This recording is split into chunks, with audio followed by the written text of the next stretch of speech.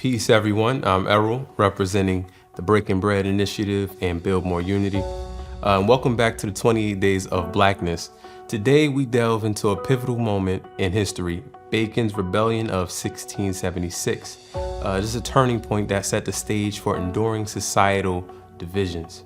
So in 1676, Nathaniel Bacon, a wealthy colonist in the Virginia colony, emerged as a central figure in a rebellion that echoed economic grievances, Native American conflicts, and a lack of political representation.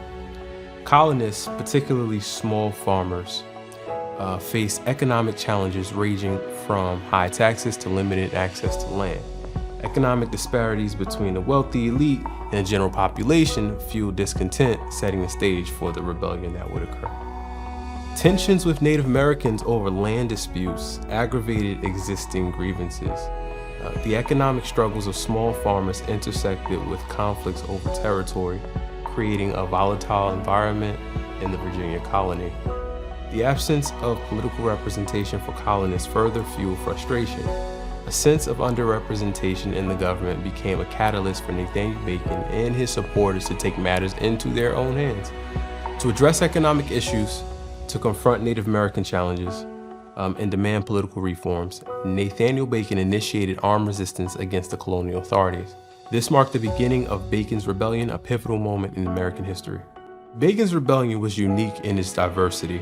Bacon formed alliances between indentured servants who were white, as well as the enslaved and free Africans, creating a diverse coalition challenging the colonial elite.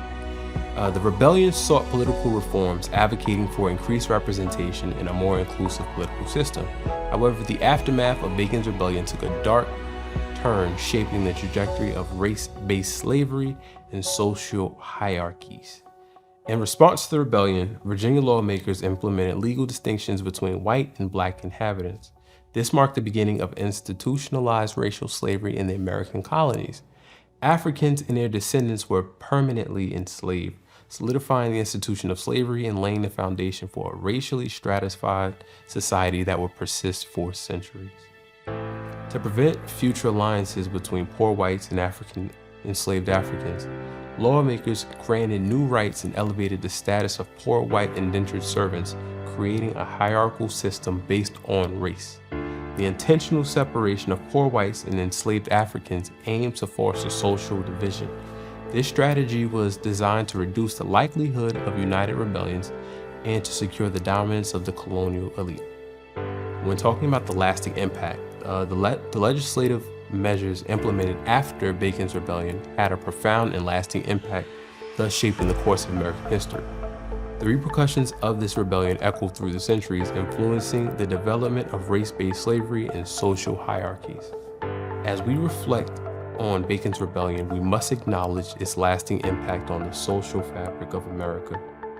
One can draw similarities between what happens in the rebellion, the social climate that leads to the rebellion, and what we see here in the States today, right? You have people who are increasingly out of work, unemployed, or just not satisfied with the nature of employment, not satisfied with the nature of taxation, not satisfied with the fact that home ownership is becoming increasingly unattainable, right? And we're becoming a renter's nation, right?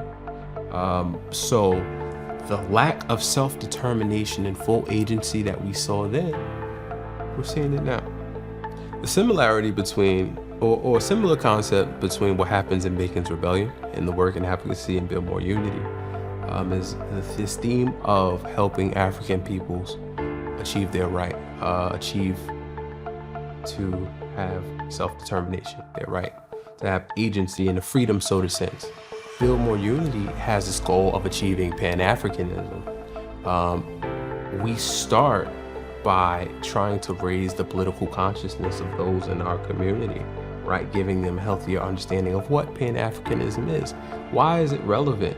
How is our own freedom and experiences and societal challenges bound up with those in the African homeland? And we tried through our advocacy and political education and through our direct services, through our outreach program, to achieve this aim. For more information about Build More Unity, to learn about this goal of Pan-Africanism and what that means for those of us here in the state of New Jersey, Jersey City, and Hudson County. Please follow us on Instagram, Build More Unity. Join us next time as we continue to uncover the untold stories that shape the 28 days of Blackness. Again, my name is Errol, and thank you for being with us today. Peace.